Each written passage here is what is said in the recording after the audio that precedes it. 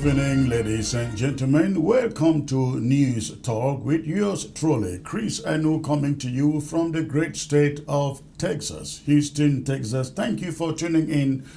Tonight, I bring you news of what is going on in Cameroon. And of course, if it concerns Africa, you will also hear it from me here tonight. I will be bringing you updates on the state of Cameroon's struggle, Cameroonians revolution led by Issa Chiroma, and what it means for Banjul, that is the Gambia, to be stepping in, inviting ECOWAS and the AU to try to sort a solution into the post-election conflict. I will also be bringing you a commentary on what the Catholic Church is doing, abdicating from its moral responsibility, talking about speaking truth to power in La République du Cameroon. Please, thank you for tuning in. As usual, I expect you go ahead, hit your share button. If you are watching by way of Facebook, if you are watching by way of YouTube, remember to hit the subscribe button and the like button so that every time we are live, you can receive notifications to join the live broadcast. Thank you for tuning in. I'm looking forward to a very, very exciting show. And unfortunately, my guests may not be joining me tonight. Everybody seems to have technical problems joining.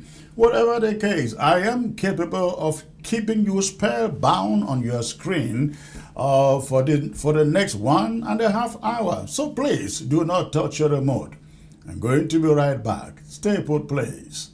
ABS can help you reach your target audience like never before. Advertising on ABS, you'll benefit from our extensive reach and dedicated viewership.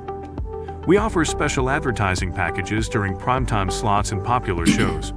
You'll also be featured on our social media platforms, reaching an even wider audience. Don't miss out on this opportunity. Take your business to the next level. Contact our advertising team at absafricativ@gmail.com.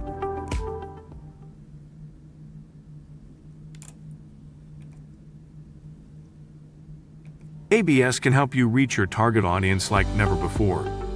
Advertising on ABS, you'll benefit from our extensive reach and dedicated viewership. We offer special advertising packages during primetime slots and popular shows. You'll also be featured on our social media platforms, reaching an even wider audience. Don't miss out on this opportunity. Take your business to the next level.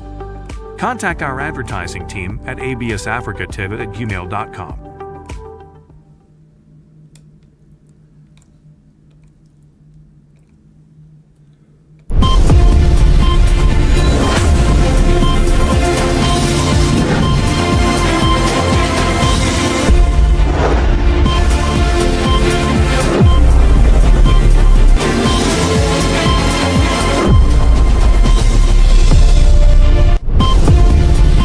All right, thank you for staying put, ladies and gentlemen. Again, I come to you tonight with updates of what is happening in La République du Cameroon following the elections of October 12th. Of course, that is not the only thing that I'll be talking about here. I will also be bringing you updates from what is happening in Ambazonia, talking about a response. Now, yesterday on this show, I brought you information about the abduction of certain reverend fathers in Ngo Ketunjia County in Ambazonia. And I brought in my guests who made it clear that some of them were released, 4 were released, and 1 was still in custody. Now, right after the show, the APLC, that is the Coalition of Ambazonia Liberation Fighters on the ground, they put out a statement to the Catholic authorities in Cameroon, Bamenda in particular, reacting to a press statement that was put out yesterday by the Archbishop of Bamenda, Archbishop Nke. So, I will be reading that press statement put out as a response to Bishop Nke by the APLC. But not only that, we're coming live this evening. We'll learn of an ambush an ambush in the village called Sop, I think Sop, that is in Donga, Mantung, where Ambazonian fighters, ladies and gentlemen, ambush two Cameroonian soldiers. Ambazonian fighters ambushed two Cameroonian fighters in Sop. I think Sop again is in Donga, Mantung, and confiscated their arms, disarmed them effectively. And I will be bringing that to you and with some videos accompanying that. But let me bring you the statement from the Ambazonian fighters to the Catholic authorities in Bamenda from yesterday, talking about a response to Bishop Inke, accusing the Ambazonian fighters of abducting some reverend fathers in the Ingo, Ketunja, precisely in Dop in the Bamenda, Indop in the northern zone. So this is what the restoration fighters going by the umbrella of the APLC sent out to the Catholic Church in response to the accusations that the Catholic Church levied against them. And the letter goes like this, or the response goes like this. Revolutionary greetings to the Ambazonian people. The APLC wishes to clarify recent concerns surrounding the arrest of certain clergymen and to speak frankly to the leadership of the Catholic Church. First, they say, let it be understood clearly, Ambazonian fighters are not enemies of the Church. The Church is made up of our mothers and fathers, our brothers and sisters, our relatives, our neighbors, our own people, they say. We respect its spiritual mission, that is the Church spiritual mission. But Church authorities must also recognize that an active war is ongoing in Ambazonia and must understand the root causes of this struggle. Again, I'm reading verbatim from the APLC Ambazonia Restoration Fighters. Now it continues. For decades, our people have endured assimilation, marginalization, discrimination, underdevelopment, repression, unlawful imprisonments, and deep poverty under successive regimes of La République du Cameroon. The Catholic Church, in particular, has witnessed these injustices firsthand, they write. Yet, despite this reality, many church leaders have repeatedly chosen to associate closely with state structures and military forces whose actions, they say, have brought suffering to Ambazonian communities. Again, I'm reading verbatim from a statement put out by Ambazonia Restoration Fighters directed at the Catholic authorities in Bamenda. Now, their statement continues. This has deeply wounded the trust of our people. A major concern is a frequent practice in which clergymen travel with La République military escorts into Ambazonia communities. Forces known to commit abuses, burn villages, and arrest or harm civilians. Whether intentionally or not, such actions send a signal that church authorities are siding with the La République du Cameroon government against the very people they minister to.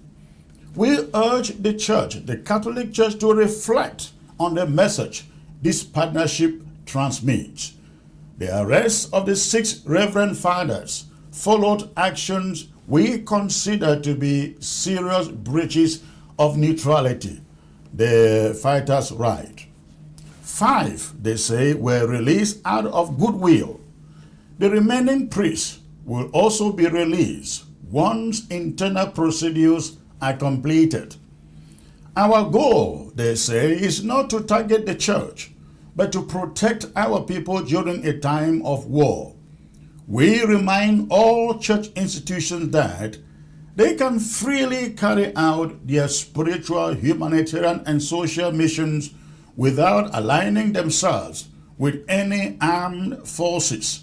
Now, again, that is a very apt letter there coming from Ambazonia Restoration Forces directed at the Catholic Church. Now, the letter continues. When church leaders remain neutral and independent, no Ambazonian fighter will ever target them. But when they appear to stand together with the same structures responsible for the suffering of our people, they risk losing the trust, the respect, and the cooperation of the communities they serve. And the letter continues, thousands of Ambazonians are languishing in La République du Cameroon prisons. Yet, the silence from many church authorities talking about the Catholic Church in particular has been deafening. Our people, they say, observe this silence with pain. The APRC calls on all religious leaders, especially within the Catholic Church, to stand for justice, neutrality, and the protection of all human lives. We expect moral voices to rise above political alliances and to accompany the suffering people of Ambazonia with courage and truth. Now the letter ends with this paragraph. On this note, APSC declares any protest organized by the church as treasonous, and any person who shall take part in it will face the consequences. Also, any form of protest organized by priests shall lead to the closures of all Catholic schools and churches in Ambazonia.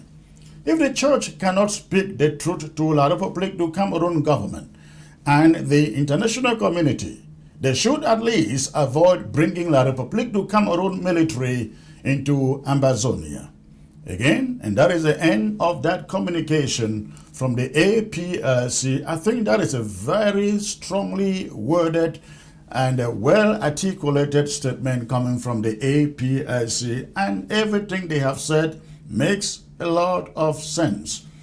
Throughout the 9 years of this Ambazonian conflict, ladies and gentlemen, thousands of Ambazonian citizens have been killed by the Cameroon army, and some buried in mass graves, acknowledged by the Catholic Church. And yet, we've not seen, not once, Catholic hierarchy asking its Christians to go out and protest the killing of their own brothers and sisters. But here we find a situation where the Catholic Church was about mobilizing their Christians to put them in danger to go out and protest for these reverend fathers. This is the height of hypocrisy. That is the height of hypocrisy. And I will be coming back to this subject in one of my monologues for today. But besides this later, ladies and gentlemen, you also have an ambush that took place today. Somebody has sent me a story describing what happened there. If you see, before I get there, if you see the image on your screen, that was, they call it a harvest by the Ambazonia Restoration Forces today in the community called SOP in the Donga Mantung, I believe. Let me get to the story that was sent to me in reference to the image that you find on your screen. It says, here is the fresh harvest of 2 hefty machines collected from the 2 military terrorists neutralized this late morning at Sop village under Ndu local government area in Donga Mantung County by the newly installed Donga Mantung Unity Warrior Squad in collaboration with their colleagues from Bui under FM Mad Dog. The mission led by Major General Bush Rambo, who took power last Saturday, was his first as he crowned Major General, as the Crown Major General, and came out victorious with 2 fresh sticks and their holders neutralized. Note that this SOP is in Ndu and not the one in Jakiri, where the Air Force and Kung Fu boys just had their own battle this evening. The power of unity cannot be overemphasized, as the results are there for all to see. All right, again, that was happening in the SOP in Ndu, ladies and gentlemen. Today, let me see I can bring in Shay Tata, who has some knowledge about the images you find on your screen there, to give us an update of what happened there. Hello, sir. Is it good evening or good afternoon there? Good afternoon, Comrade Chris. Can you hear me? I can hear you 5 on 5, sir. All right. It's evening here anyway. All right. Yeah. So tell me, the APSC sent out a statement to the Catholic bishops in Bamenda, essentially warning them to stop their hypocrisy. If they want to demonstrate against one person, they should demonstrate also against the thousands that have been killed in Ambazonia for 9 years. Tell me what is in the spirit of that statement to the Catholic Church, please. I think I'm sure you must have read the statement, and the statement has no controversy, no contradictions. It's you can say that it's extending a hand of peace, and you can also say that it's a form of dialogue, because this letter is coming out after a provocation where the fighters were not being allowed to carry out their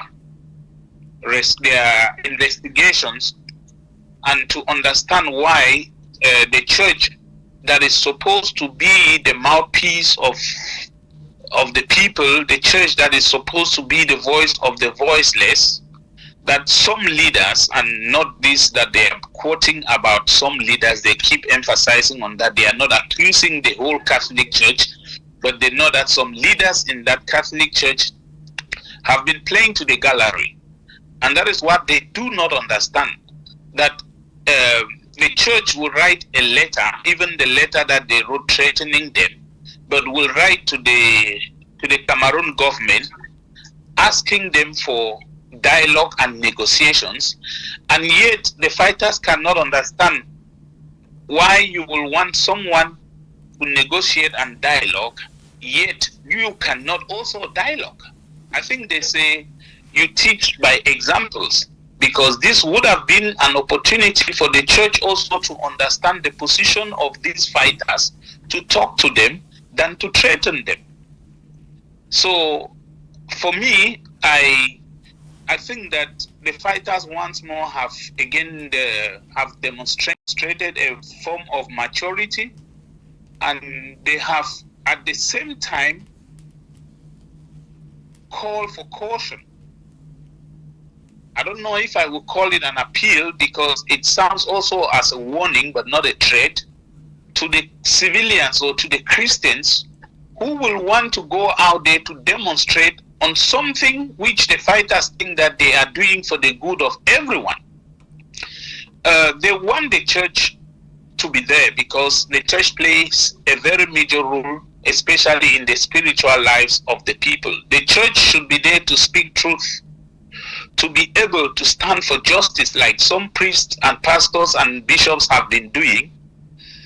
We didn't see any letters of threats when the pastors in Ndu, just 2 weeks earlier, were being massacred, shot and killed by the military. Nobody wrote any threats to the Cameroon government to stop that or to release. Even we have a history, even priests have been massacred by the same regime that they are working with.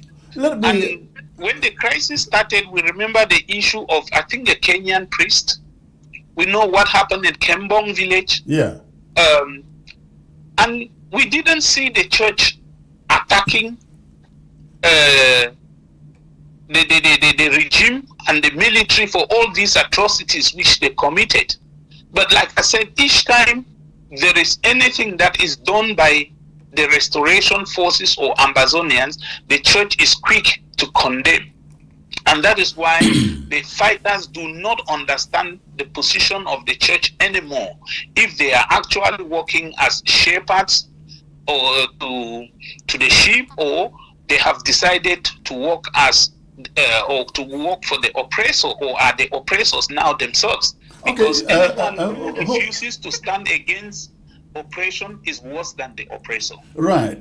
In one of the paragraphs of the statement from the restoration fighters, they write, the arrest of the 6 Reverend Fathers followed actions we considered to be serious breaches of neutrality. 5 were released out of goodwill. The remaining priests will also be released once internal procedure are completed. Now, do we know exactly, because it said the arrest of the 6 followed actions we considered to be serious breaches. Now, do we know what these breaches are?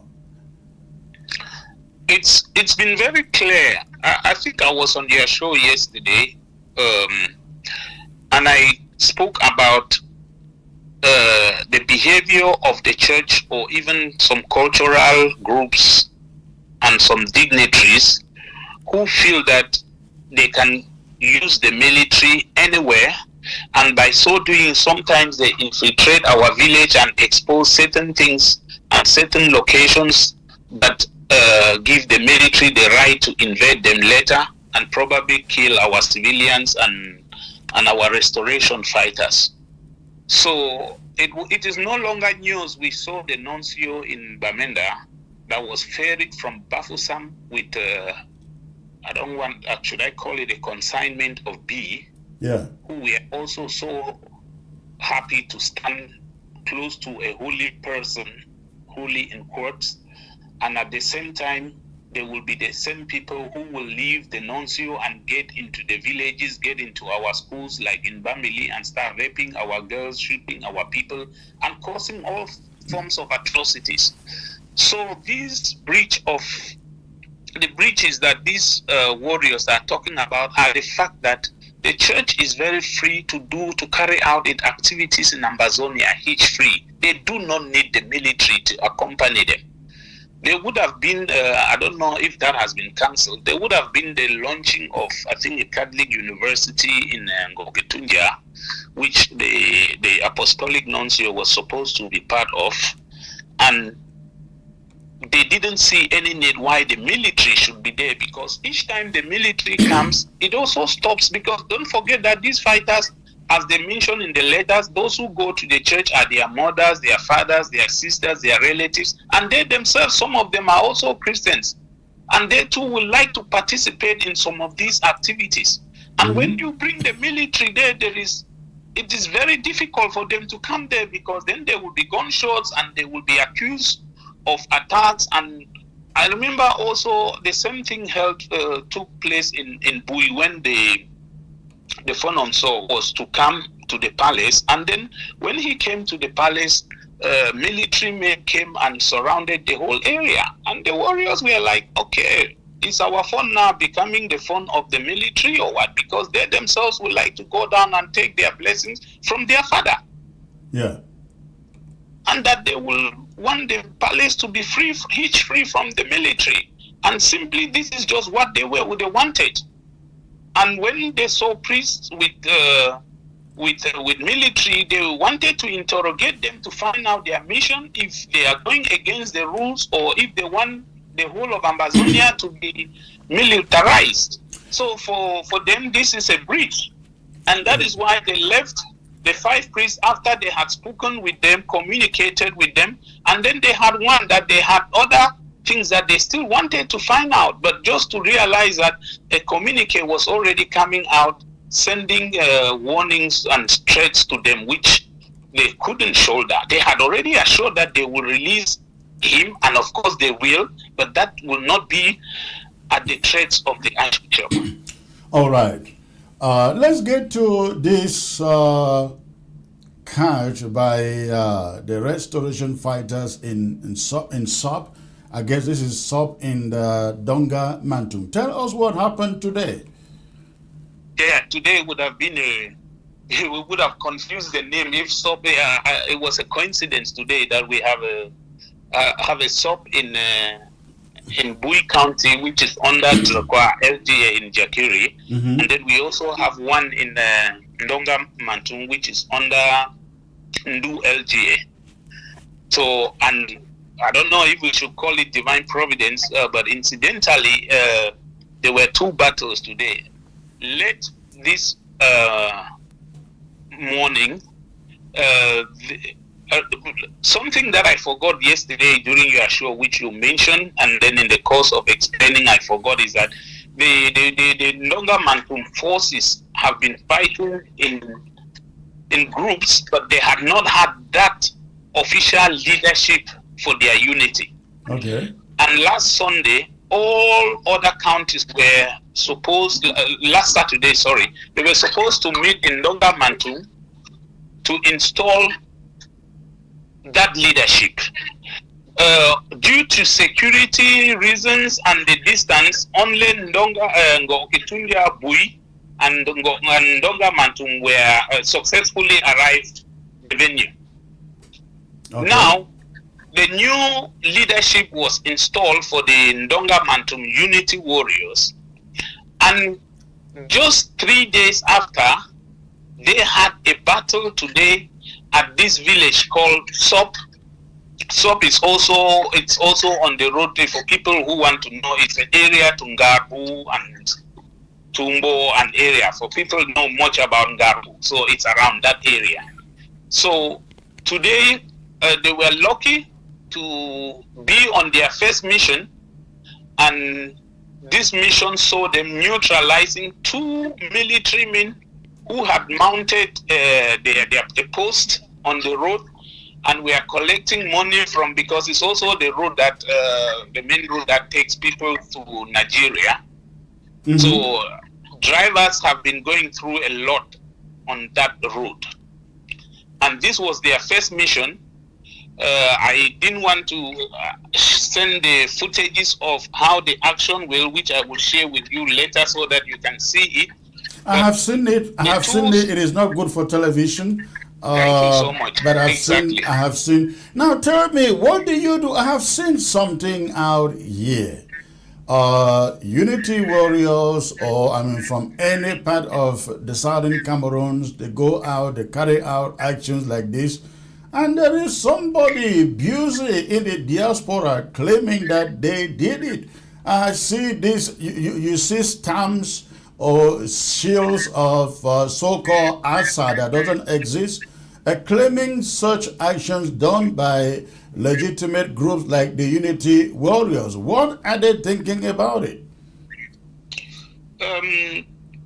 Before Unity came, this situation has been existing. Yeah. Where there was a time, and I know the ADF was doing that, and when they stopped doing it, yeah, the ADF was doing, and the restoration forces too were doing that. Yes. It was because of the false hope that the diaspora gave the people on the ground. People wanted to support the fighters at that time with evidences. And so the fighters thought that if they had a battle and anyone could take these pictures and share it into the diaspora, they will get support. And we have had a lot of battles where it was sometimes very funny at that time that a barrack will know that one force was going for a battle, and one will come with the camera and just wait and take only pictures. And then they are the first to go and claim it. Since they are not in the battle, they will be the first to send the pictures abroad. Yeah. Okay. And then people, by the time they finish the battle and come, they will realize that their videos have already been out there with a different barrack or a different group claiming the battle. And this is one of the reasons that brought in fighting in ground zero. Mm-hmm. So fighters started fighting each other, and the reason was simply because people were using that to raise money, money that didn't even come to them. So when you see this happening today, it is still because people want to stay relevant. Mm-hmm. It's because people want to claim they own an army, they own forces, and you don't own Amazonian forces because these people are simply volunteers. Yeah. And I think, listen, we're gonna cut this short because I need to get to my other segment for tonight. I think the restoration fighters need to come together and make a strong statement to the fact that they belong to nobody, no group in the diaspora. They can be supported by the diaspora, and they should be supported by the diaspora. But they have to make it very clear, if you are in the diaspora and taking what they are doing and putting your seal to claim it to be your action, you will be denounced. I think they need to do that because I think the moment has come. It is now for all of Amazonian diaspora to support these guys. All the groups support these guys, but they don't belong to you. They are Amazonians. They are on the ground. They are fighting. They are the ones who have their lives on the front lines. And nobody should want to claim that they belong to them. If any group exists in the diaspora, their responsibility should be to see that these guys have food to eat, they have water to drink, they have places to sleep, and not sit in the diaspora raising money, putting the money in their pockets, and then claiming the action they carry out. They have to do that. I mean, the restoration fighters. Your last word, please. Just last word, and just to update what you are saying, and that shouldn't discourage people from supporting, because the fighters will always acknowledge what you give to them. There's a difference between acknowledgement of support and claiming ownership of the fighters. This is all I have to say. If you support a group, they will acknowledge your support for transparency and accountability. All right. Thank you. You stay safe out there, and we will talk again, sir. Thank you so much. I'm grateful for always inviting me. All right. Thank you. All right. We're done with that, ladies and gentlemen. Now, talking about the Catholic Church, that will be the subject of my first talking point for the day. Now, I want to bring you a footage from a Reverend Father right here in the USA, in Dallas precisely. The name of this Reverend Desmond Indicum, based again in the Dallas, Texas. He delivered this sermon, to my understanding, last weekend, and the sermon essentially indicting Amazonians, Cameroonians included, who are fighting for freedom, for justice in their country. For whatever reason he would do that, I do not understand. But that's exactly what he did in Dallas, Texas, last week. I guess this can only be a pandering to power that we have seen, very consistent of the Catholic Church in Cameroon. That's going to be my talking point for tonight. But before we get there, I'd like you to listen to him, please.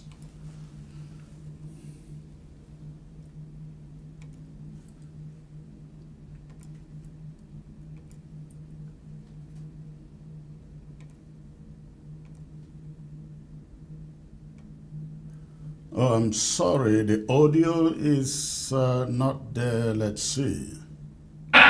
While they raise their children in the safety of American schools, they preach chaos in Cameroon while living in comfort abroad. This is evil. And anybody who encourages that is evil. That is hypocrisy. And that is the opposite of Jesus' kingship. Jesus never said, blessed are the warriors. He said, blessed are the peacemakers. St. John Chrysostom said, he who stirs another to violence loads upon his own head the blood of the innocent. He who stirs another to violence loads upon his own head the blood of innocent. Say that man will encourage another man to go find palabras, to go find to bad things, they kill people. You will encourage that kind of thing, the blood from all man will die, it will give that's not for your name. So no should not forget to encourage people to go for street, go enter violence, and then things say your hand is clean, your hand is not clean, you be a bad person. My brothers and sisters, we all desire change in Cameroon and in the wider world. We desire justice, we desire fairness, we desire good governance, we desire security. But friends, change cannot come at the cost of innocent blood. That is not liberation, it is destruction. That is not patriotism, it is betrayal.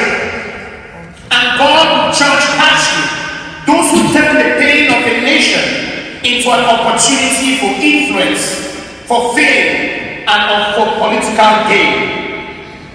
In the gospel, Jesus reigns not from the place, not from the palace, but from the cross. He does not command armies. He does not call angels to destroy his enemies. Jesus forgives. On the cross, the soldiers mock him. If you are the king, save yourself and save us. But Jesus shows that his kingdom is not built through force, violence, or vengeance, but through mercy, truth, and sacrificial love. When the good thief cries out, remember me, Jesus does not promise him political victory. He promises him paradise. This is the king we follow. This is the leader after our own hearts. A king who converts hearts, not by threats, but by grace. A king. All right, ladies and gentlemen, that came to you right from my own backyard here in Texas, Dallas to be precise. The Reverend Desmond Ndikum, I am told, delivered this sermon, this holy, peaceful sermon last weekend in his church in Dallas. The speech is a good example of the moral bankruptcy of what the pulpit, the Catholic pulpit in particular, has become. I reached out to the Reverend Desmond Ndikum this morning. I tried to contact him. I called him. He didn't respond. I sent a message. He responded. We had a communication, and I was trying to invite him to the show to respond to the invectives, essentially invectives that you hear in this his sermon last weekend. The only response that he sent to me was, I don't grant interviews. Sorry. Blessings. And I took the blessings, but I dumped the other part of it. But that is the subject of my monologue for today, ladies and gentlemen, at least the very first one. And that is what I bring to you at this moment, what I titled the moral bankruptcy of the Catholic Church. And that is exactly what it is.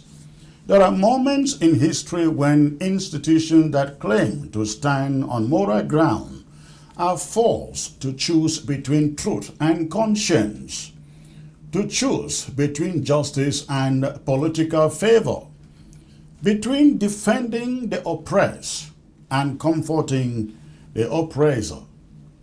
Today, in Cameroon's post-election crisis, the Catholic Church has chosen convenience. It has chosen silence. It has chosen hypocrisy. And the people see it. Let us recall how aggressively, ladies and gentlemen, the Catholic Church in Cameroon inserted itself into this year's Cameroon election process. Priests and bishops aggressively embarked on a campaign that encouraged parishioners to register to vote. They opened church premises as registration centers. They mobilized volunteers. They deployed observers nationwide. They distributed flyers urging Christians to exercise their moral responsibility by voting. They even preached from the pulpit that civic duty is a Christian virtue. They wanted to be part of the process. They insisted on being part of that process.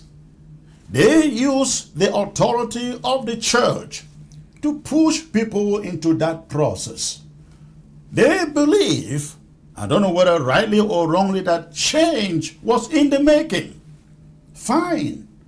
But now that the results have come out, results that contradict their own observers' report, results that expose blatant rigging, manipulation, and theft of the people's will, the Catholic Church in Cameroon has suddenly found its tongue tied, its courage evaporated, its moral backbone melted like wax before a flame. The observers say the election was stolen. Their hierarchy from the not congratulate him for his re-election. They congratulated the thief on the cross for stealing but led Jesus to fend for himself, that is, the masses. They congratulated the dictator for tightening his grip. They congratulated a regime that has spent decades persecuting, oppressing, jailing, torturing, and killing its own citizens. What does that say about the Catholic Church commitment to truth in Cameroon? What does that reveal about its understanding of justice? What does it teach Cameroonians about the value of their vote? Inside the cathedral in Bamenda, as we have all seen, ordinary Catholics, faithful men and women in the lion's den in that country, not in the diaspora, showed their disapproval when Paul Biya was mentioned as their president. But their leaders ignored that jeer. Their leaders looked away. Their leaders pretended not to hear. Apparently, the hierarchy of the Catholic Church listens to power, not to the people. And from far away here in Dallas, Texas, comfortably seated in a parish that faces none of the horrors ordinary Cameroonians face back home, comes Father Desmond Ndikum, the man you see on your screen, loud, confident, but dangerously ignorant, swooping in with lectures not based on truth or justice, but on a desire to please those above him. From his pulpit, he launches an attack, not on dictatorship, not on corruption, not on the rigging of elections, not on those who kill without remorse, but on Cameroonians in the diaspora who dare to protest injustice. That is who this man you see is. Listen to him, and I quote, "They have their children in safe American schools while they preach hate back home. Your hands," he says, "are not clean. You are a bad person. Change cannot come at the cost of innocent blood," Ndikum says. That is not patriotism. It is betrayal. End of quote. That's a lecture from the Reverend Father. Pure emotional manipulation there. Pure brainwashing dressed in clerical robes. Let us ask Father Ndikum a few questions. Where was this energy when the Cameroon hierarchy went to bless the stolen victory or the stolen election? Where was this holy indignation when young Cameroonians were being shot in the streets? Where was this moral outrage when Anglophone, as they call it, Anglophone villages were being burned to ashes? Where was this concern for innocent blood when the military massacred millions in the southern Cameroons? Where was his sermon, this sermon on patriotism, when the regime hijacked democracy before the world? Is he saying, is Reverend Ndikum saying, the diaspora is wrong for refusing to accept fraud? Wrong for demanding accountability? Wrong for calling for justice? When Reverend Father Ndikum quotes, "Blessed are the peacemakers," he conveniently forgets that peacemakers confront injustice. They do not excuse it. They do not comfort dictators. They do not turn their criticism towards victims while protecting the perpetrators. Jesus did not bless collaborators. He did not bless traitors. He did not bless silence. He did not bless cowardice. He did not bless those who sit with the powerful and rebuke the oppressed. Not at all. Is Reverend Father Ndikum seeking promotion? Is he hoping the apostolic nuncio takes note of his obedience? Is he angling for elevation within the Catholic hierarchy by saying what places Rome or Yaoundé? Why does the Reverend Ndikum not demand transparency from the church that push people to vote? Why does he not question why the church is silent about election theft? Why is he comfortable scolding the diaspora, but too timid to challenge those who hold real power? Why so? And let us be honest here, ladies and gentlemen. His courage exists only because he speaks from the safety of Dallas, Texas. He flies in and out of Cameroon with no harassment. He enjoys the privileges of the clergy and dines with influential people who protect him. He has no stake in the suffering of the ordinary Cameroonian. Reverend Ndikum has no fear of sleeping in a neighborhood patrolled by trigger-happy invading soldiers from Cameroon. He has no child because he has never married. A child attending school where gunshots ring out every day. Ndikum wants to lecture the diaspora about comfort. At least the diaspora fights with its voice. At least they try to speak truth to power. At least the diaspora refuse to be silent. Meanwhile, he, clad in priestly garments, uses his pulpit to shame those resisting injustice, instead of rebuking the men who steal elections and spill innocent blood. And when asked to appear on this show today, ladies and gentlemen, to defend his statements, he suddenly does not grant interviews. Very convenient, isn't it? The pulpit is safe. The open debate is not. It is easy to speak boldly when no one can challenge you. One must also wonder about those who sit under his ministry in Dallas. What do they learn? What do they learn under him? What gospel do they receive? If they believe Reverend Father Ndikum is a crusader for peace, then their understanding of peace is dangerously shallow.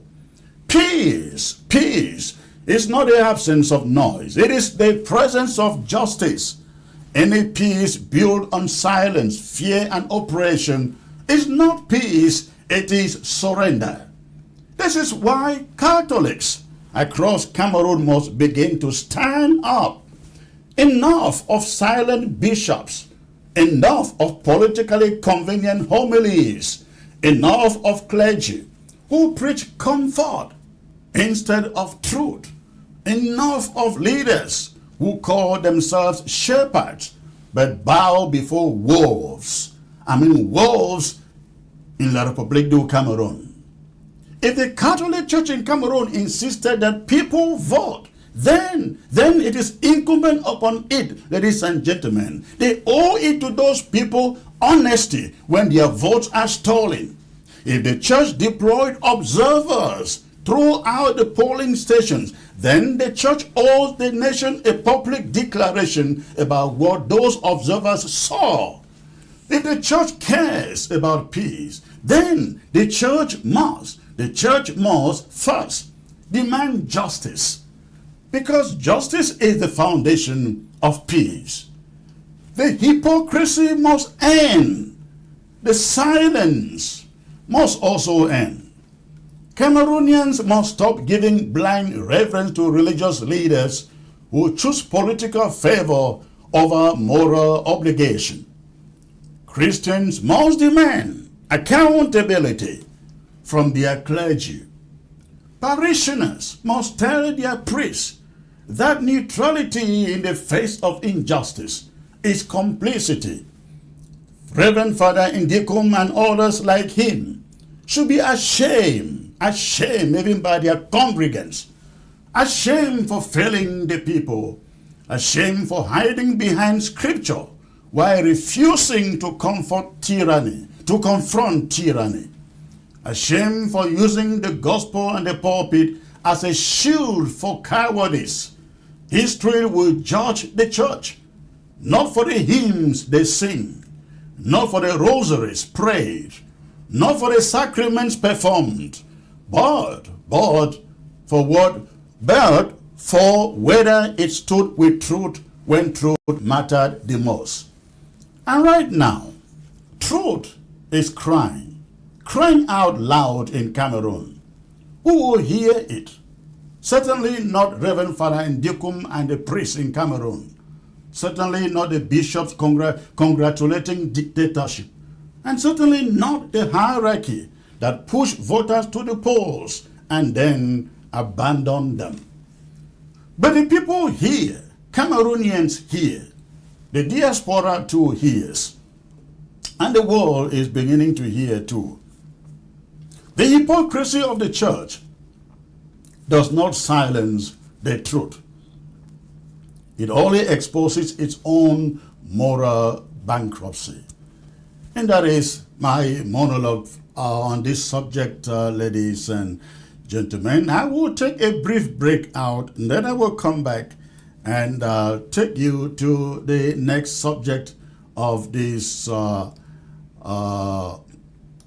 next segment of this show. So please stay put. I'll be right back. ABS can help you reach your target audience like never before. Advertising on ABS, you'll benefit from our extensive reach and dedicated viewership. We offer special advertising packages during primetime slots and popular shows. You'll also be featured on our social media platforms, reaching an even wider audience. Don't miss out on this opportunity. Take your business to the next level. Contact our advertising team at absafricatv@gmail.com. ABS can help you reach your target audience like never before. Advertising on ABS, you'll benefit from our extensive reach and dedicated viewership. We offer special advertising packages during primetime slots and popular shows. You'll also be featured on our social media platforms, reaching an even wider audience. Don't miss out on this opportunity. Take your business to the next level. Contact our advertising team at absafricatv@gmail.com.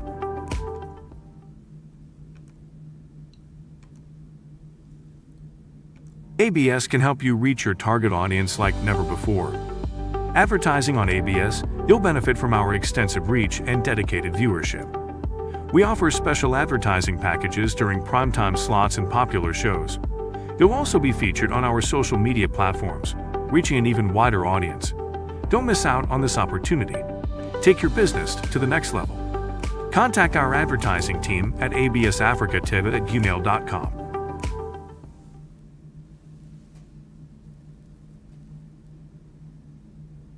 ABS can help you reach your target audience like never before. Advertising on ABS, you'll benefit from our extensive reach and dedicated viewership. We offer special advertising packages during primetime slots and popular shows. You'll also be featured on our social media platforms, reaching an even wider audience. Don't miss out on this opportunity. Take your business to the next level. Contact our advertising team at absafricatv@gmail.com.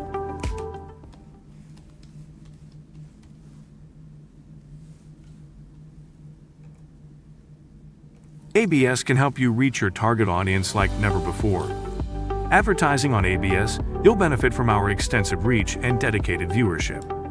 We offer special advertising packages during primetime slots and popular shows. You'll also be featured on our social media platforms, reaching an even wider audience. Don't miss out on this opportunity. Take your business to the next level. Contact our advertising team at absafricatv@gmail.com.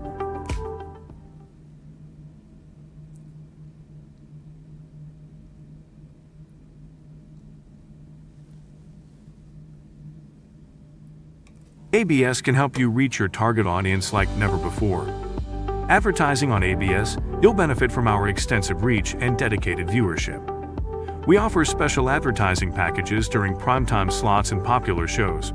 You'll also be featured on our social media platforms, reaching an even wider audience. Don't miss out on this opportunity. Take your business to the next level. Contact our advertising team at absafricatv@gmail.com. ABS can help you reach your target audience like never before. Advertising on ABS, you'll benefit from our extensive reach and dedicated viewership. We offer special advertising packages during primetime slots and popular shows. You'll also be featured on our social media platforms, reaching an even wider audience. Don't miss out on this opportunity. Take your business to the next level. Contact our advertising team at absafricatv@gmail.com. ABS can help you reach your target audience like never before. Advertising on ABS, you'll benefit from @gmail.com. ABS can help you reach your target audience like never before.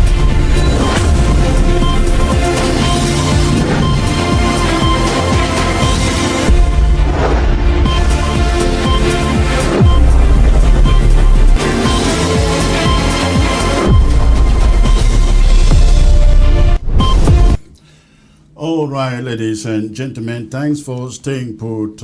Yesterday or over the weekend, we learned that Issa Chiroma is now officially in the hands of the Gambian government as an asylee.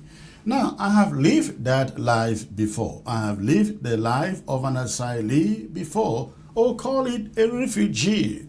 And I lived that life because of the political situation in Cameroon. I come to this television set and shout out my lungs for the need for change in that country and the need for Ambazonia to obtain its own country. Many people don't understand why the passion behind what I do.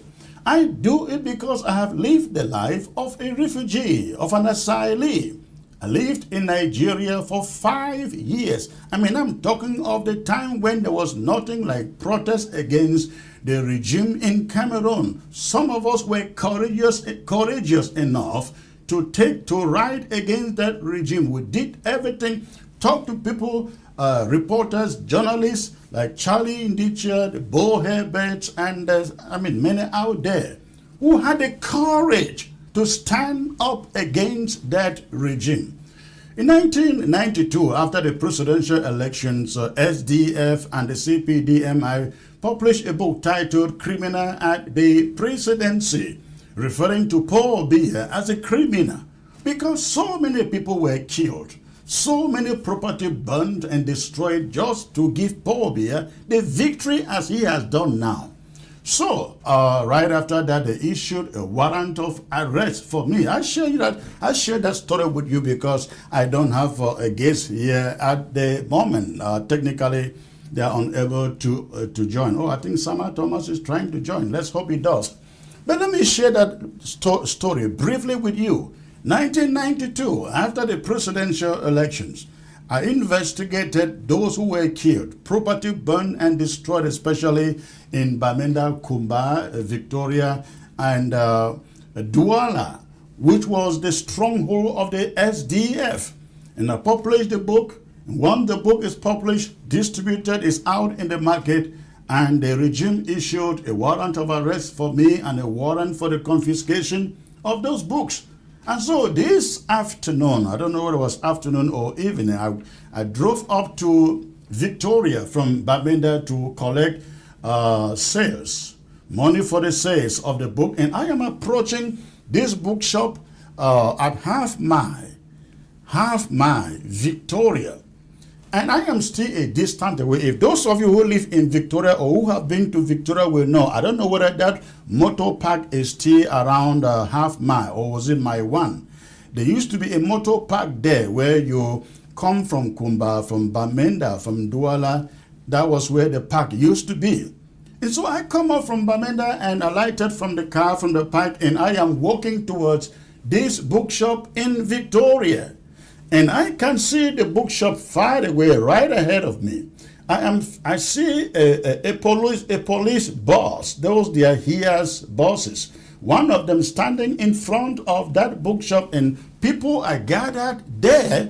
You know, when in Cameroon, when the police show up and they are carrying out any action, people gather. They are inquisitive to want to know what they are doing. So people are gathered in front of that bookshop with a police van standing there with about 6 or 7 of them, some inside, some outside. And I am coming from the park, walking towards the bookshop, approaching the bookshop. A journalist, a reporter for the Herald, then, the Herald, those of you who were there then, you remember the Herald newspaper was the most popular newspaper then at that moment. So a reporter of the Herald who knew me, but I didn't know him, he saw me approaching the bookshop, and he started waving me, making signs with his hand like this for me to turn back. But I just kept coming because I didn't know this guy, I didn't know this reporter, but he knew me.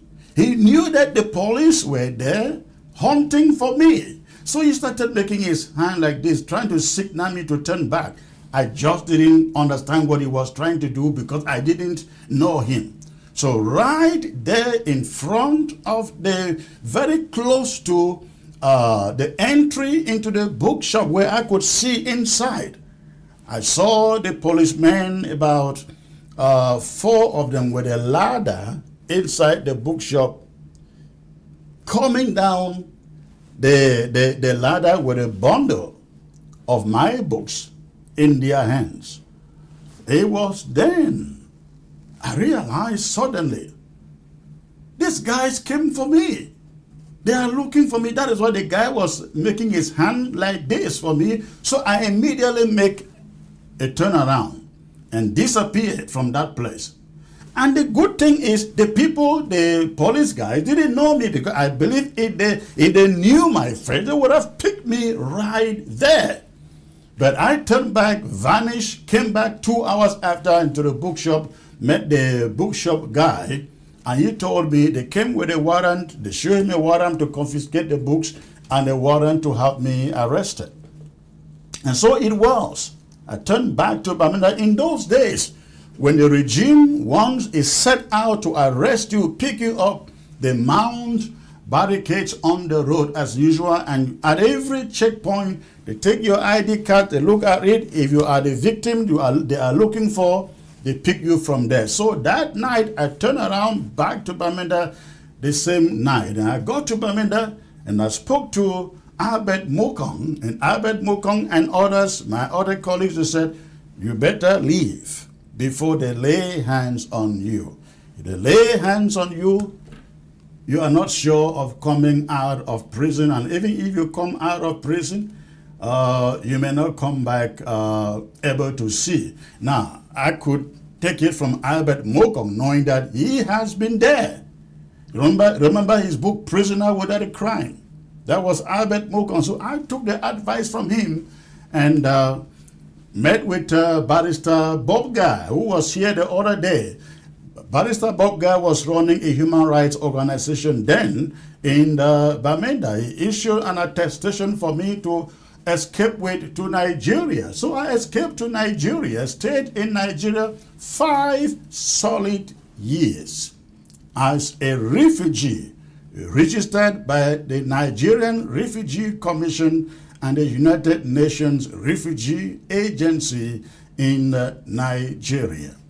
I am telling you this story because now I understand the circumstances under which Issa Chiroma finds himself. When you are granted refugee status in any country, you are warned, you are instructed, you cannot do anything against your home country or that which will cause a problem between the country hosting you and your home country.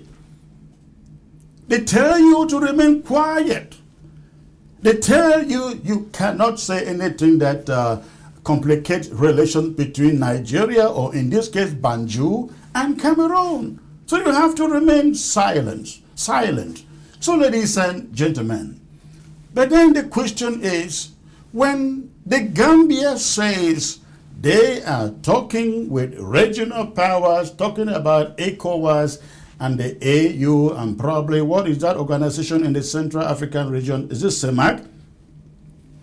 When they say they are talking to these regional organizations and leaders, can Cameroonians trust these organizations? That is the question. Can Cameroonians trust these organizations? Can you imagine that ECOWAS, the AU is the same organization, ladies and gentlemen, that took bribe from Cameroon to anoint Philemon Yang as Africa's representative for the presidency of the United Nations. I'm sure you guys can recall that. The reason Philemon Yang was picked by the African Union to represent Africa and Cameroon as the president of the General Assembly of the United Nations was because Cameroon pushed money, pushed envelopes into the pockets of the leaders of the AU. And the reason was this: if Cameroon is the one chosen to represent Africa at the United Nations General Assembly, it speaks to the fact that Cameroon is at peace, and besides, Philemon Yang is Anglophone. That is the perception that Cameroon, conniving with the AU, was trying to send to the international community, that there is no problem in Cameroon between Anglophones and Francophones. Yeah, that one you may be right, because the war in Ambazonia is not against Francophones. The war in Ambazonia is against the regime in La République du Cameroun. And so they send Philemon Yang. With the AU sealed approval upon him to the presidency of the United Nations General Assembly. And people were shouting all over the place. I heard from PLO Lumumba, and they were all shouting all over the place. Did it mean or translate to anything before the AU? Of course not.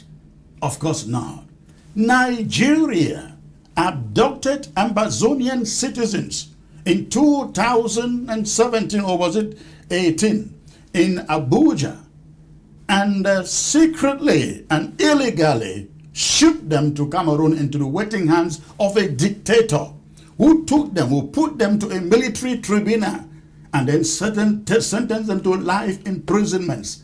That is the same Nigeria that the Gambia wants you and me to believe they are going to resolve these post-election conflicts in Cameroon peacefully, amicably. Ladies and gentlemen, I am saying this to say to La République du Cameroun citizens that if you think that that ECOWAS, if you think that the AU If you think that CEMAC is going to deliver you freedom in your country, you waste your time. You waste your time. The so-called international community, it's a facade that doesn't exist. It just doesn't exist. If the international community exists, how come Cameroon soldiers have killed over 30,000 people in the southern Cameroons and Bazonia? If the international community exists. If the international community exists, why are there over 100,000 Ambazonians languishing in foreign countries around Nigeria, Gabon, and the rest of the places? Why? Where is it? If the international community exists, why are there over 900,000 internally displaced, they call it, in Cameroon? If the international community exists, where are they when Paul Biya rigged elections at 93 years? At 93 years, he rigged elections and they rushed to him to congratulate him. They rushed to him to congratulate him. So-called international community is a facade. It's a scam that they use to, pacify you to keep believing. As I said yesterday, ladies and gentlemen, nobody, Cameroonians, listen to the sound of my voice. And Bazonia will not come and fight for you. I hear some French Cameroon citizens telling us, let's work together. Let's work together. We have been working for 9 years already. We'll figure out what we want. You figure out what you want and fight for it.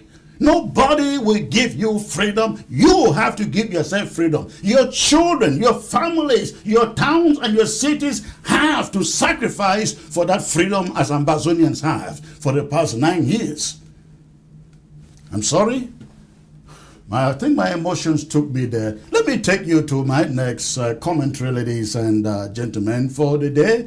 And it has to do with this subject of ECOWAS and the AU and Banjul and so on. That is the subject of the monologue that I bring to you at this moment. And after this, ladies and gentlemen, in the absence of my guests, I'm going to open the microphone to take your calls after this monologue.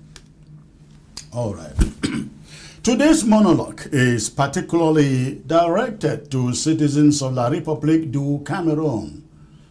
Whether you are in Cameroon or in the diaspora, today you must speak with clarity and with the courage that this moment demands of you. The government of the Gambia admitted recently that it is working with regional leaders, talking about ECOWAS leaders, to negotiate a peaceful settlement of the Cameroon election crisis. But before you are deceived with false hopes, I'd like to remind you who these ECOWAS leaders or AU leaders truly are and what recent African history has already taught all of us. To understand it today, we must look back to the Sahel uprisings, when the people, the citizens of Burkina Faso, Mali, and Guinea rose with one voice to reclaim their dignity, their sovereignty, and their destiny. In that moment, Africa witnessed something powerful. Young nations rejecting centuries of exploitation, saying no to French military domination, no to political marionettes dancing to Western scripts, and no to leaders who had sold their integrity to Paris. The people spoke loudly. The world heard them. But ECOWAS chose deafness. it chose not to hear the people of Burkina Faso. Instead, acknowledging the legitimate aspiration of these nations, aspirations that were overwhelmingly supported by their people, ECOWAS attempted to wage a proxy war for France against the people, not in the interest of West Africa, not in the interest of African unity, but in the interest of France, led by the governments of Côte d'Ivoire, Ivory Coast, Nigeria, and Senegal, countries whose leaders have long enjoyed political patronage from Paris. ECOWAS threatened military action against Burkina Faso, Mali, and Guinea. Let's not forget this story. This was not diplomacy. This was not Pan-Africanism. This was the ugly face of neo-colonial loyalty. ECOWAS refused to recognize the new leaderships in Burkina Faso.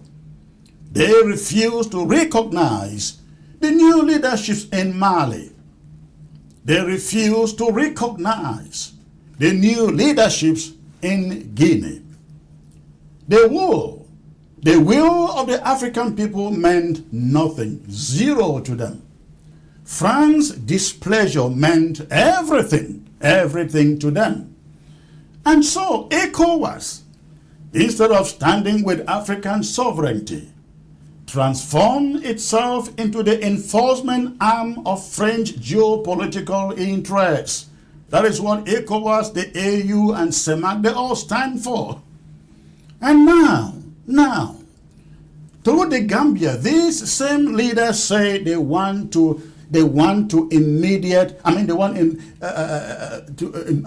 solution to the Cameroon crisis.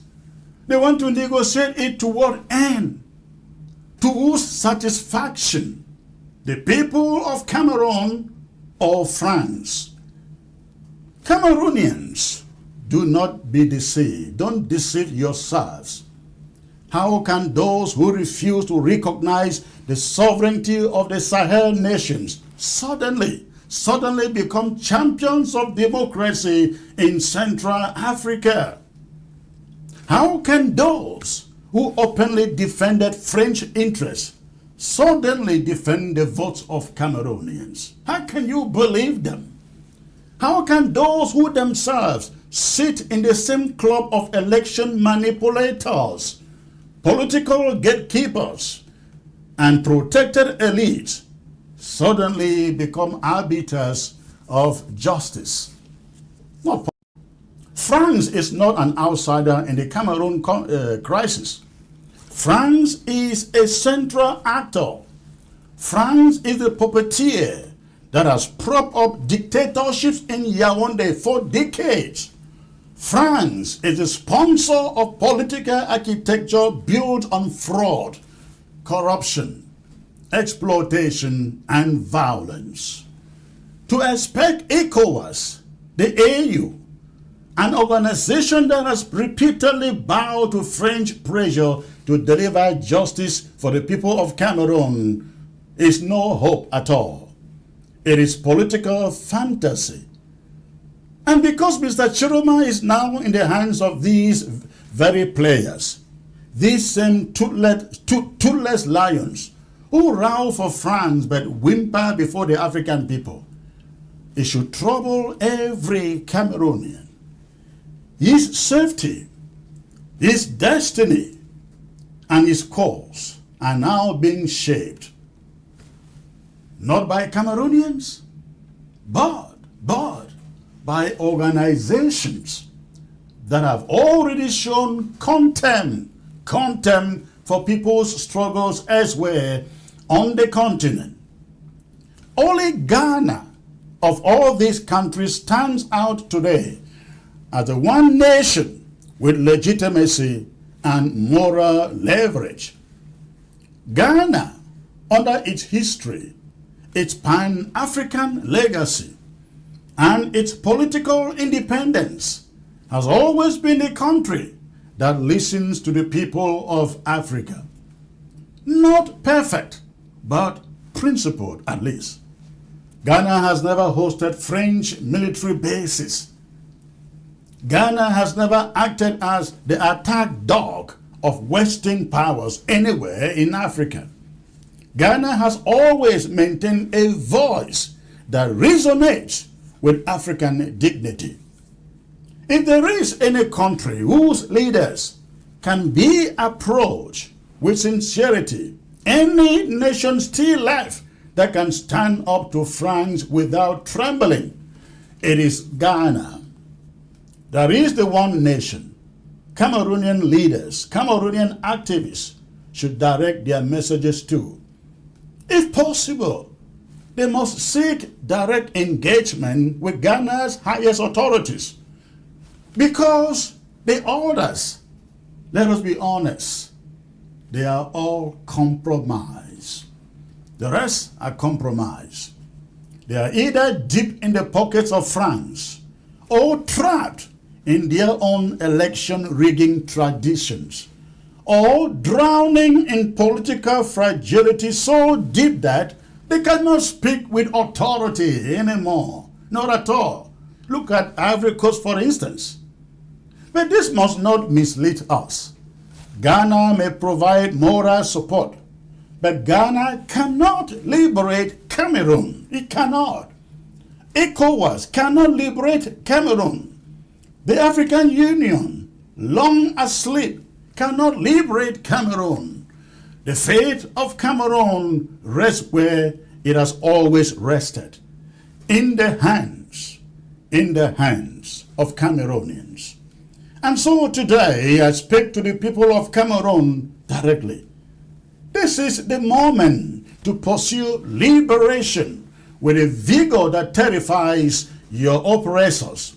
This is the moment to rise with unanimity, so powerful that no foreign actor or potentate, no puppet regime, no regional body, no Parisian diplomat can break your resolve. You must now move from hope to action, from waiting to demanding, and from fear to faith. The world respects those who fight for themselves. The world listens to those who refuse to be silenced. The world supports those who demonstrate unbreakable determination. And the world follows those who first lead themselves, as Ambazonia is doing. The crisis in the post-Cameroon elections has entered a decisive phase. And in this phase, weakness is fatal. Naivety is dangerous. And relying on compromised organizations or institutions is a waste of precious time. But unified determination, this is unstoppable. A people standing together, that is unbreakable. A people who refuse to be oppressed, that is irreversible. You have seen this in Ambazonia for 9 years, isn't it? The liberation of Cameroon from the 43-year dictatorship should not be negotiated in air-conditioned rooms in the Banjul. It should not be written in communiques drafted in Abuja. It should not be handed down by presidents whose own elections are stained by fraud. It should be forged, ladies and gentlemen, by the Cameroonian people, by their courage, by their resolve, and by their unshakable insistence that their votes matter, their voices matter, and their future belongs to them. This is the hour. This is the moment. The chains are old. Ladies and gentlemen, the system is rotten and history is calling. Cameroonians should rise.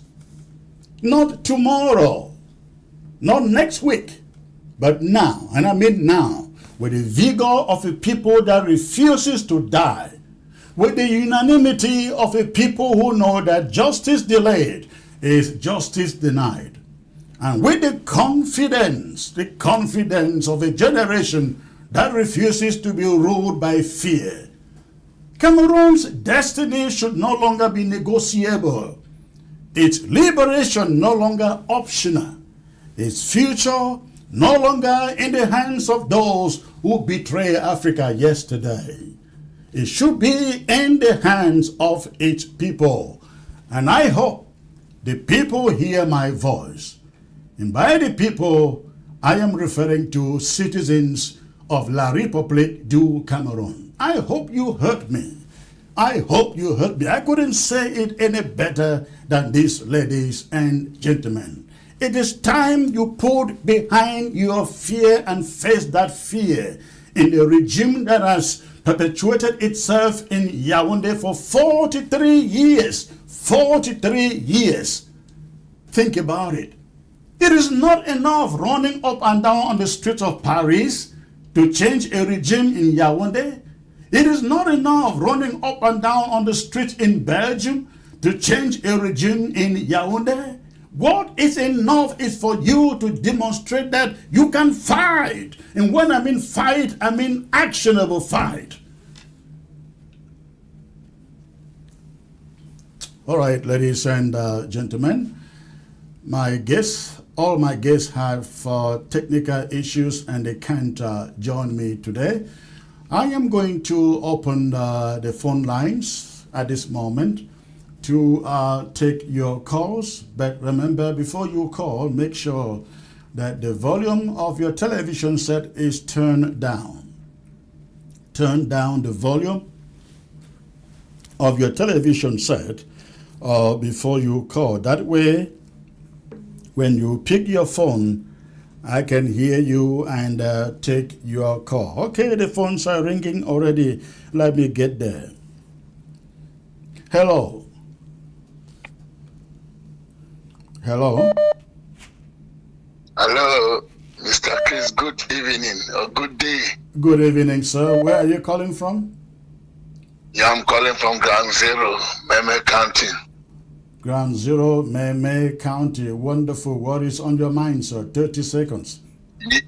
Yes, you see, when you were talking about the church, you see that system that you see like that, as the scripture said, that system and the government, they are working hand to hand. When you read Revelation chapter 17, mystery Babylon, they get the mother of harlot.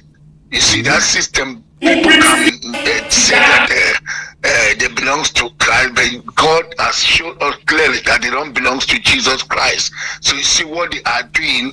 You see, they are doing against our brothers, our fighters. You see, because they are working hand to hand with the government. So there's many prophets to understand they are not there for Christ.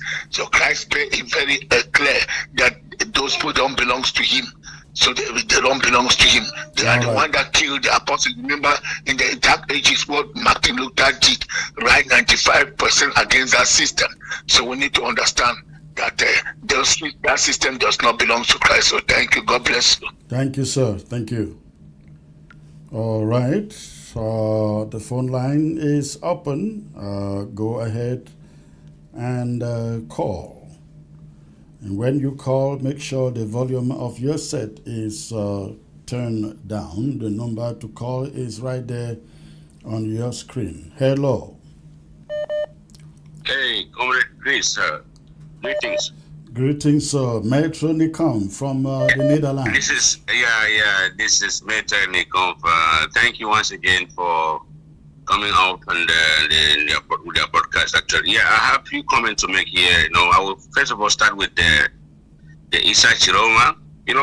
As much as I have always been of the opinion that Ambazonia should not rely on Issa Chiroma, I still maintain that stand. And to an extent, I'm highly disappointed with the Gambian communique, because if Barrow himself could remember what happened to him, Senegal never restricted him from taking action. He was given full access to do whatever he wanted to do in Senegal. Even got sworn in the office in Senegal in a hotel from where he acted, and then chased the Yaya Jammeh from office then. He was sworn in Senegal at the Gambian embassy, not in a hotel. Well, maybe, but it was not on the Gambian soil. Correct. That's one thing, clean. Yeah. But now, a similar thing has happened to Isa Chiroma, and then suddenly the Barrow cannot even give him that chance to also exercise the similar right that he was granted. That is shame. So it's as much as it's all left to what Isa Chiroma does. What did you expect the Gambia to do? Ask him to be sworn in? It depends if Chiroma asks. So we cannot blame the Gambia for what we don't know. We don't know whether Chiroma told them he would like to be sworn in. All I know is that the French diplomatic machinery is behind whatever Gambia is doing. You know, I will not take it. We don't have to take it easy. You know? They passed through Cote d'Ivoire. They passed through Senegal. Those students of the earth. France is very poisonous when it comes to diplomacy, Mr. Chris. Actually, France can penetrate any defense, poisonous as they are. So I'm not surprised to what is happening with Chiroma, and take it as it may be or not. The next thing they might be discussing right now is far more from what will be about power sharing with Chiroma. So that is left to them, and I'll bring the Cameroon, my fellow comrade. All right. And I want to ask a few points now to make about the Reverend Father. Is it in Ndikom? Was it Ndikom? Yeah, Reverend Ndikom Desmond. I will, with no reservation, I would describe him as a hypocrite, because is it because he's wearing those castles that makes me father, or I could not even see to whom he was preaching, and he's somebody who is preaching complete nonsense. That is not what a priest or a father, a reverend father should preach. Taking that this is happening in your home country, where you were born, maybe where your placenta was buried. Your people are being killed. They are burning their houses. Children killed, shot on the streets. And yet, you just sit quiet and then allow them to keep abusing you and blaming that, sending people to go on the street is like you have blood on your hands. So this is just, I think, I don't want to be harsh, but I think this is stupidity. I'm sorry for that, but that's exactly what I can describe him to be, because he cannot be living comfortably in his high office somewhere out there in the diaspora in the US, enjoying full life, flying in and out of the country, as you mentioned, and then to allow people to be suffering. We don't fight back. When we stood up to resist the Republic of Cameroon, did we carry any weapons? We were armed with palm front and a peace plant. They came with a helicopter gunship, shot our people, buried them in. All right. Comrade, round it up. I need to take other calls. It's okay. Anyway, thank you very much. But I think, Mr. If Reverend Father and you have nothing to say, please let him just sit quiet and read his Bible in silence. Thank you. All right. Hello. Hello. Hello. All right. Hello. All right. The phone line is open. When you call, make sure, again, you are not listening to your set. You are listening to your phone. When I pick your call and it takes you another minute to answer, I just shut it down and move to the next one. All right. The phone line is open. Go ahead and make your call, please.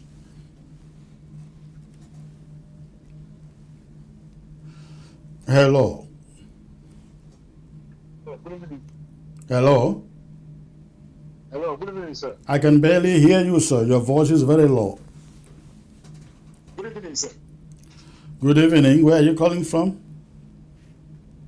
I'm calling from Ground Zero, the northern zone, sir. Okay, and what is on your mind, sir? Yeah, about the Catholic priest, sir. Okay. You know, last week when you were on the point of call, I wrote to you. All these priests, we know about them all. They are involved with the occultic group of Phobia in Arabic, sir. That's why they are behaving like that, sir. All right. Thank you, sir. Thank you. Okay. Hello. Hello. Yeah, Chris. Yeah, Dr. Chris, good evening. Good evening, sir. Where are you calling from? Can you turn down the volume of your television, please, and focus on your phone? I just do that. I'm calling from Ground Zero. Okay. What is your contribution? Yeah, I'm a fighter. I'm hiding in the bush. I don't want to know. What do you people want us to do right now? Why are you hiding in the bush? I can move. I can move. What stops you from Immunity. moving? What stops you from moving? Why only you? The Republic is everywhere. We are hiding. We are many of us. When people talk about fighter, what do they think about us? I don't think I seem to understand what you are trying to portray. I mean, people come online, we watch you.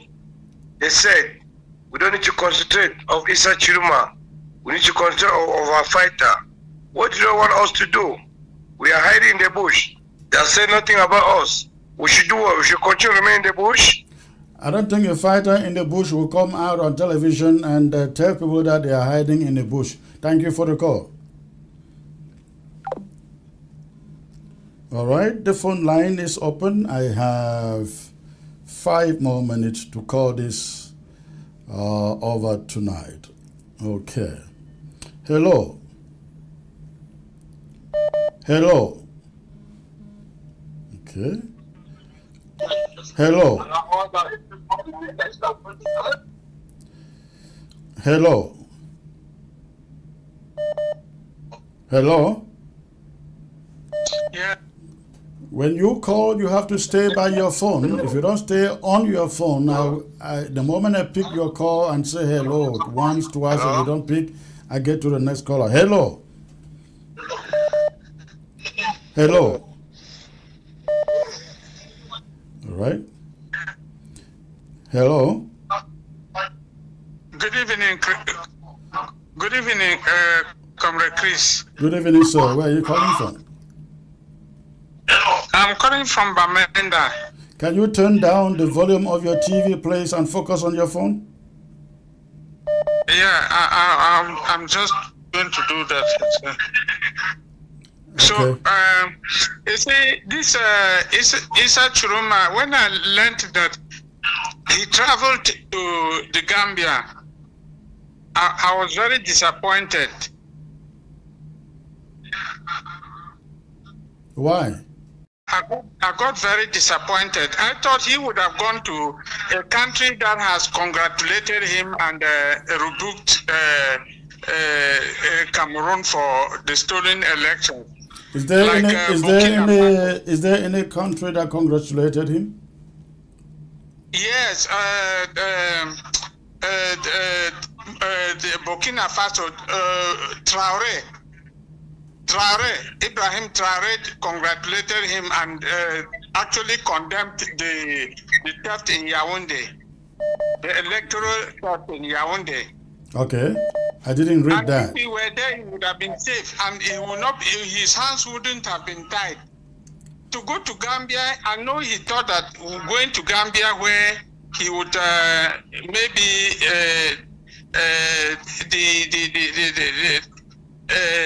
that president there would sympathize with him.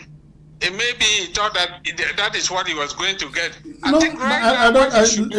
Listen. I don't think you and others should take this wrongly. Nobody says the leader in the Gambia is holding him captive or telling him to do stuff or not do stuff. We are only doubting the involvement of ECOWAS, the AU, to be able to broker an honest deal that give back to Cameroonians the victory of their vote of October 12th. Yes, That is the doubt we yes, have there.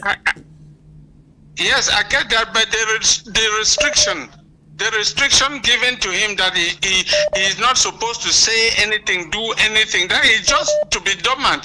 He's going to just be dormant in the Gambia. Well, but if he were to go to Burkina Faso, you have the freedom of maybe consulting with with Traore and then trying to do something back at home. How are you sure of that? Well, we are just speculating, and we think there that you we go. can do because I think that he can do. I think that he can do it because he has already indicated. He has already indicated his support for him, right. not directly, however. All Yeah. right. Thank you for the call, sir. Hello. Yeah, Chris, good evening. Good evening, sir. Where are you calling from? From Bengui. Bengui. Okay. What is happening there, sir? Okay, sir. No, Bengui is very cold this evening. Bengui is very cold today. What is on your mind? Yeah, there's no problem. Yes, sir. I want to tell you, among the callers, I seem to be very optimistic and different from them. When I learned that Issa Chiroma was in Gambia, I was a little bit happy because learning the history of Barrow history, Yeah. I know that Issa Chiroma history will be taken into consideration. And let me tell you something. With the international politics, I know you are in that field. Some of us down here, we may not know what's really taking place. And I learned that the opposition leader of Gambia congratulated the Gambian president for a welcoming for giving to Issa Chiroma humanitarian help. And you know, so there are so few Cameroonians from La République who are now going there. They should make a sitting in front of all Cameroon embassy, in front of all Gambian embassy, because they have allowed Issa Chiroma. And they are saying that the statue that Issa Chiroma is benefiting, that statue is given to the poor and the needy. That statue should not be given to politicians. Therefore, you see, they start to tremble now. They know that there's something taking place inside. So I'm very optimistic. I am. Politics, I you cannot see anything my here. rule. I am The optimistic. ECOWAS are coming in. Yeah, And the ECOWAS came in. Yes. I am optimistic. I just hope that because you don't expect Adama Barrow to come out and say we are doing this, we are discussing this, we are going there, and so on and so forth. And the statement having to do with ECOWAS may not even be true. They may not even be consulting ECOWAS because ECOWAS doesn't really have jurisdiction over Cameroon. It is CEMAC, right? They don't have jurisdiction over CEMAC. Yes. They don't have. All right. Thank you for the call. Thank you for the call. I'm very optimistic. Thank you for the call. Thank you, sir. All right. All right. All right. I have a few minutes more before I call it a night. So you want to call, the line is free. Go ahead and call.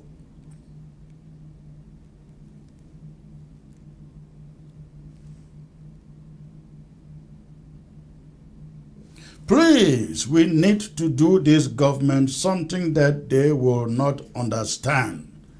This is the cry of somebody writing to the show.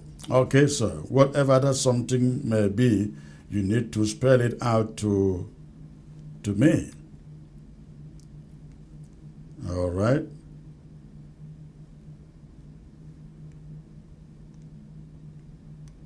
All right, ladies and gentlemen, in the absence of any callers, I'm going to call it a night, but I hope to be back here tomorrow with more breaking news and updates of what is happening in Africa. I'm hoping to bring somebody really special tomorrow. I don't want to disclose it because I was supposed to have Professor Anyang Wei today. Unfortunately, that minute he got connection issues. He's based in South Africa, and so I can understand that. So I look forward to Coming back tomorrow with a very special guest, and I hope to see you joining again.